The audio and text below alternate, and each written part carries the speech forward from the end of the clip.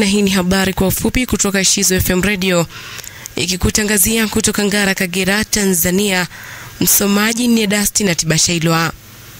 Tanzania imepiga hatua kubwa katika sekta ya utalii wa matibabu wa kuhudumia zaidi ya wananchi 2700 kutoka Komoro, ambao awali wananchi hao walikuwa wakisafiri kwenda nchi za mbali kama Ufaransa kwa ajili ya matibabu yenye gharama kubwa.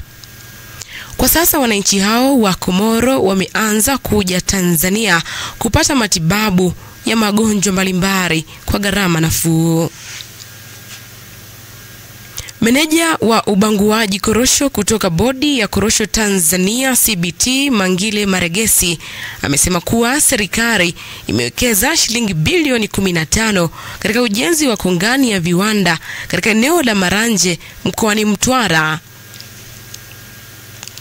Amesema hatua hiyo inalenga kuhakikisha kuwa korosho zinabanguliwa ndani ya nchi na kuongeza thamani ya zao hilo.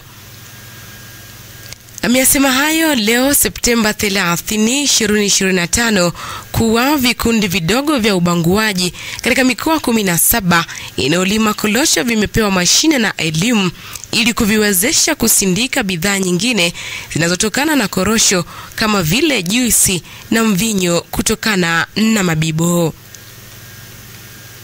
Kimataifa, mahakama nchini Sudan Kusini inayosikiliza kesi ya uhaini, mauaji na dhuluma za kibinadamu dhidi ya aliyekuwa makamu wa kwanza wa rais Riek Machar imetupilia mbali pingamizi la mawakili wa utetezi waliodai kuwa mahakama hiyo haina mamlaka ya kusikiliza kesi hiyo.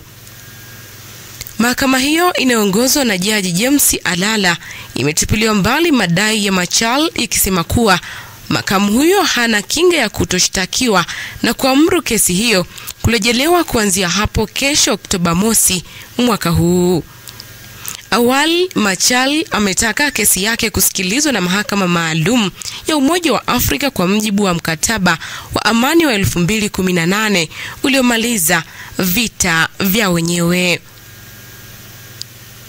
Waziri Mkuu wa Israel Benjamin Netanyahu amesema anaunga mkono pendekezo la mpango wa amani kwenye ukanda wa Gaza baada ya mazungumzo na rais wa Marekani Donald Trump Septemba 29 mwaka huu, huku akiwatahadharisha wapiganaji wa Hamas ikiwa wataupinga. Hamas bado haijasema chochote kuhusu pendekezo hilo lililotangazwa na rais huyo kwenye ikulu ya White House sambamba na Netanyahu, na kuacha sintofahamu kuhusiana na mustakabali wake. Mpango huo unatoa miito ya kusitisha mapigano, kuachiliwa mateka wanaozuiwa na Hamas katika kipindi cha masaa 72, kuwanyang'anya silaha Hamas na Israel, kuondoka kwa awamu huko Gaza na kufuatiwa na mamlaka ya mpito ya baada ya vita itakayoongozwa na rais wa Marekani mwenyewe.